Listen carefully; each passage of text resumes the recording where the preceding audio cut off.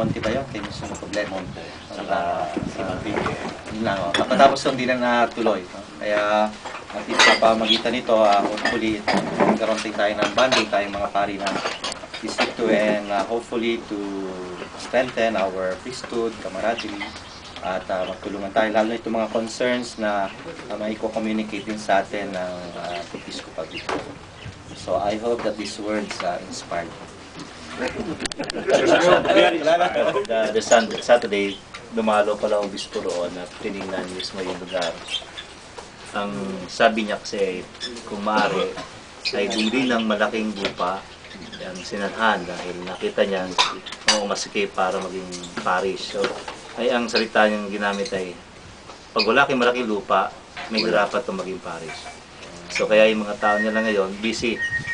Marami sila ngayon activities na rin yung basketball game.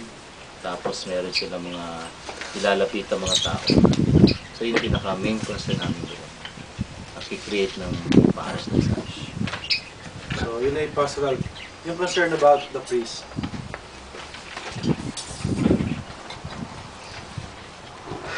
Anong Secretary, wala namang... Wala naman. Wala pa nag-asawa. Wala pa naman. Tapos meron kasi kaming nagiging parang sports activity, badminton game. So yun ang... Sa amin lang yun. So, tapos regular na may meeting namin. So, tapos each month merong host parish. So yun ang... Maganda yun. Nagro-rotate kami, nagro-rotate. And then isang nangyari yun, the visitation of Nazareno, yan po. So katatapos sa aming Vicaria. Hindi pa pala, nasa Mamatid pa ngayon. So 11 o'clock may misa raw si Father Saldon, dadalhin niya sa Pila. Pila raw, Pila. Paano ba yun? Doon sa mga ios, walang problema. Talagang very pious and very religious. Tapos saka yung iniiwan nila lahat ng yun, sa donations, including yung certain percentage ng sale nila. So, ang problema lang yung mismong coordinator, I think, kasi pagka naging niya yung PPC president, o kaya sa finance, tapos yung sa grupo ko ng Nazareno, lagi sinasabi yung tungkol sa maintenance ng sasakyan noong ELF. Kinausap ako, tapos kinakausap din si Seldon para maghati kami doon sa 1,005 na parang maintenance doon sa ELF. Nalaman ko, kinausap din pala yung aking PPC president, si Sister Vicky Dictado. Tapos kinausap din yung aking Nazareno. Tapos saka yung team in resorts sapagkat ang Calamba ay resort capital of the Philippines. Whether to celebrate masses in resorts are allowed or permissible. So we have reviewed the circular. So there were two circulars that issued by the diocese. One was by Bishop San Diego in 1995 and another one 2003, stipulating that masses in private oratories, private homes are not allowed. But the problem is that it had been parang tolerated situation that masses are celebrated in resorts, specifically in what is that resort that we are using? Monte Vista, wherein even the bishop are celebrating masses during the celebration of Catechetical Day, Catechetical Month. So, does it defeat the purpose of that parang yung circular that had been issued in 1995 and 2003. Now also the question of celebrating masses in factories. Does it also apply? Because considering factories are not even oratories. Celebrating masses in schools. So our concern is let the diocese issue a definitive guidelines on this. Hindi lamang yung mga stipulate na private oratories at saka private houses, kundi ilabas din yung stand sa mga eskwelahan, factories at saka resort. Malls. Yung lahat ng masses outside the church and outside the chapel.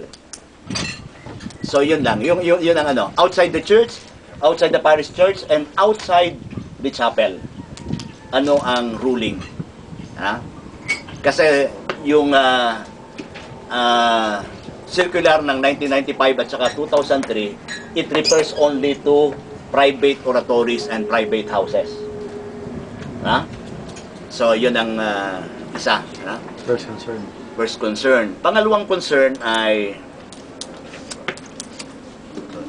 doon sa Presbyteral Council, yung bagong composition ng Presbyteral Council. The vicariate ay parang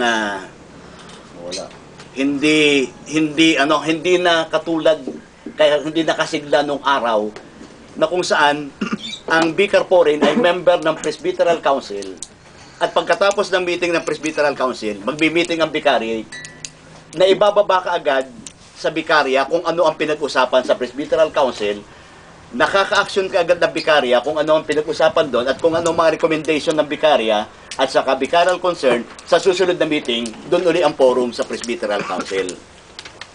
So, doon sa meeting namin, nakita namin na very inefficient na yung composition ng Presbyteral Council in terms of relation with the vicariate. Kasi ang pananaw namin, ang pinaka basic sounding board of the vicariate is the Presbyteral Council, the vicar foreign as the representative in that Presbyteral Council. So, ngayon, dahil doon ay hindi na makapag-meeting, walang pagbibitingan eh. Ang pagbibitingan ay lagi ng fellowship. Wala nang alam ang vicariate sa nangyayari sa diocese. Ganito muna. So, yun ay Magko-comment din ako. yun ay concern namin, Concern namin yon. Pero siyempre, we have means and ways of resolving that, one of which is this district meeting. Pero that is our concern since the inception of that idea ay parang natipit na yung purpose nun. So that is peculiar to our vicariate. May I batid. Mula si Father Noel kasi siya ang dapat na nabibigyan ng klaro sa atin. Yung Presbyteral Council will tackle only on concerning the priest itself. Yung tungkol sa pare. Na hanggat maaari, yung composition ay mga pari lamang nandoon ay sa buhay ng pare. Ngayon yung vicar foreign is part of the pastoral council. Parang nabubuhay pa ni Father Noel. So kasi dati noon, magkakasama sa Presbyterian Council, lahat ng ministries kasama, vicar foreign kasama. Ang function ay dapat ay on pastoral concern. So ngayon, hinati yun para maging specific ang trabaho ng Presbyterian Council regarding the priest himself. And yung pastoral na position ay yung BF, yung mga laity, ministries and so on. Yun yung aayos ni Father Nel with the help of Monsignor dahil siya ang ating Vicar General for Pastoral Concerns, diba, Monsignor? So, yun yung ano. So, kung medyo nalalabuan, ay kinikreate pa kasi yung ano eh. Kaya mamaya, yung ano, yung reminder, so July 29, please send your representative ng Pastoral Council and then PMC from 1 to 4 sa Kalawan, which is essential para sa ngayon.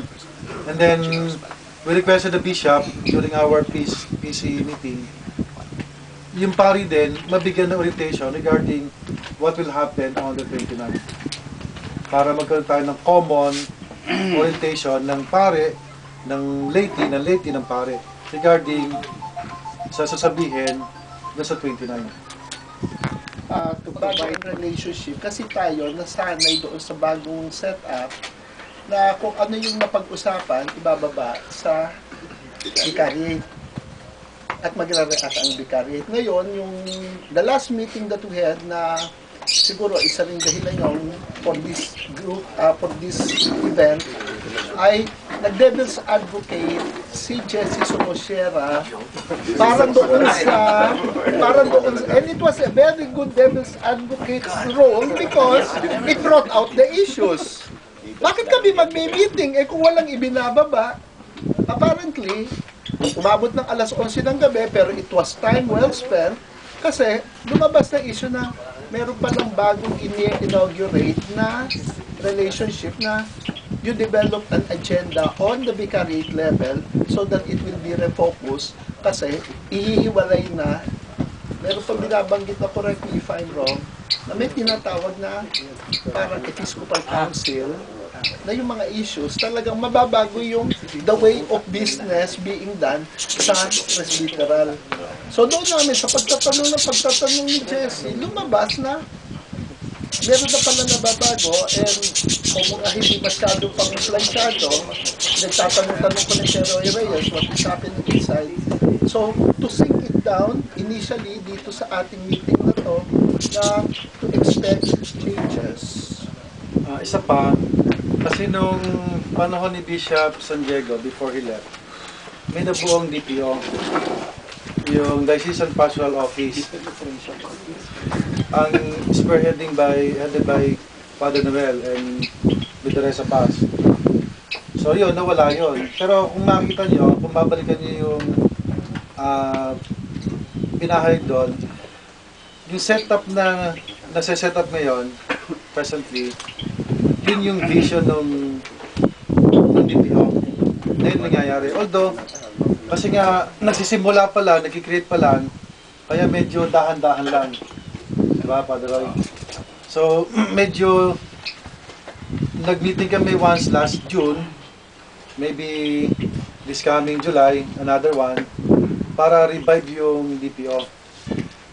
So, kasi si Bishop na rin ang nag-request o nag-ask sa office kung pwedeng revive yung mga tao.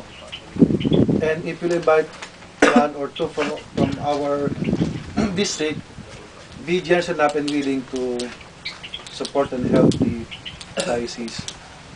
Yung gano'n. Padre Rico, mamaya. Ang idea kasi ng bagong setup ng hospital council ay so channeling. Kasi nakita namin na yung Episcopal Vicar parang nagiging titular at the same time nagiging liturgical ng function. Na wala siyang ginagawa sa distrito. Kaya yung inefficiency ng vicary, kapag inefficient yung Episcopal Vicar, inefficient yung vicar po rin. Kasi hindi sila hindi kikilos ng vicary po rin pag hindi kikilos yung Episcopal Vicar. Kaya maganda yung nangyari dito, si Marty, ito yung isang sign na kikilos ang vicaryo. Dapat kumikilos yung Episcopal Vicar. Kasi may mga concern ng Hospital Council na hindi naman na-concern yung sa vicariate. Kasi nga, very specific yung functions ng Presbyteral Council. So kung may problema sa ibaba, itataas sa Episcopal Vicar at it's the duty of the Episcopal Vicar to inform the Council about the specific concerns of the vicariates. Yun ang one idea. Para mag-function lahat. Okay. So siguro maliwanag po sa bawat sana. O hindi pa, malabo pa. Di ba yan eh? Parang just to we are creating so many offices, tapos ay ang backlog ay babalik sa atin ngayon para mag-function yung created offices. Kinakailangan baguhin ang function, baguhin ang setup. Hindi, wala naman na-create ng office eh. Dati na yan. Hindi, yung mga Episcopal Vicar, kasi sabi ni Father Rico ay Kasi may dati ng Episcopal Vicar eh. hindi nagpa-function yon para mag-function. Kinakailangan baguhin ba yung system? Kasi kung ang tingin ko dyan, yung old ways natin, kung sinasabi kasi kanina ni Nani, na ang Presbyteral Council ay ano sabi mo parang Issue will concern on the priest himself. the priest himself. Tapos ay there is a need of reviving the DPO, For the the Assistant Pastoral Office concern. Na included din yung BF. Ngayon, anong mali doon sa sistema na lahat ng Vicar Pori na kasama doon sa Presbyteral Council, lahat ng directors na kasama doon sa Presbyteral Council. Ngayon, sinasabi naman kanina ni Father Gabi na I am representing the Vicariate and at the same time, I am the Director of Social Action. Napakaliwanag naman na pagka ako'y nagsalita, if I speak of the Vicariate, I speak of the Vicariate. If I speak of the Social Action, so kung Cator ay youth, he speaks of the youth. It does not complicate us. So, yung sistemang yon, yung old system na yon, ang tingin kasi ng Vicariate namin ay masyadong holistic at para Idealistic. tapos ay para mababa lahat ng concern sa Vicariate. Alam lahat ng Vicariate. Alam lahat ng Vicariate. Kasi magtayo ka man ng DPO dyan, the Assistant Pastoral Office. Sino ang magbababa sa Vicariate kung walang member nung DPO sa isang Vicariate?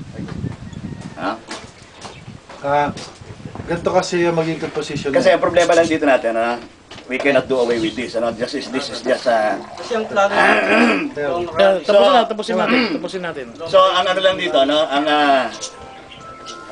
ang problema natin dito ay tayo rin naman Kasi yung statutes, hindi naman natin talaga pinag-aralan Pinatulog natin yun sa mga vicariate Ngayon, kung yung statutes na deliberate as big as this, at least lumalabas ngayon lumalabas pa rin yung deliberation natin sa statutes. Pero we cannot do away with that already because it is already promulgated. So, ang pinag-uusapan lang natin dito is just a concern.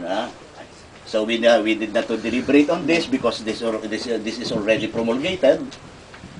So, yun ay concern lamang na tinatanong naman ni Naning ay concern lang namin yon. Pero makaka-adjust din tayo lahat dito. Makaka-adjust din lahat tayo dito. At dito nga, ang maganda dito, nagkaroon ng forum na ganito, yung sinasabi rin kanina ni Rico, nagkaroon ng forum na ganito, at least, mas nakita natin yung kabuuan ng concern na to. So, I suppose that's it. We just aired our concern.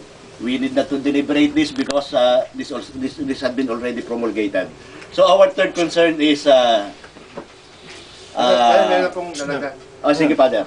Kasi nga, Pwede ba maging district na? magkisama-sama tayo. Hindi na dati vicariate di ba? Dati by vicariate. Opo. Di ba baka masyadong malawak itong district? Ang dami nun. Meron kaming naka-schedule actually Kasi ano lang po, mga Father Jesse, ikaw, lima, sa halimbawa, tingin lima bawat paris. Atmos. ikaw, ano? Sa Bicari? Kasi siya ka nang namamahala sa amin na eh. Imaging. Pera. Problema sa pera, dahil yung mga lay minister, nagre-register sila for 100 pesos. Tapos ay hindi naman freelance. Hindi nga lamang ng isang cupcake at isang sesto. Tapos ay malaking problema talaga yung pera dahil hindi natin alam kung saan pumupunta yung pera. Wala maliwanag na Ngayon, ang backgrounder namin doon ay i-handle na lamang ang lay minister according to district, episcopal district. Wherein it is manageable, the formation will be handled by the priest of the episcopal district, the renewal will be handled by the episcopal district, manageable level. Okay, so, yung proposal, tatanggapin natin o i-decline natin.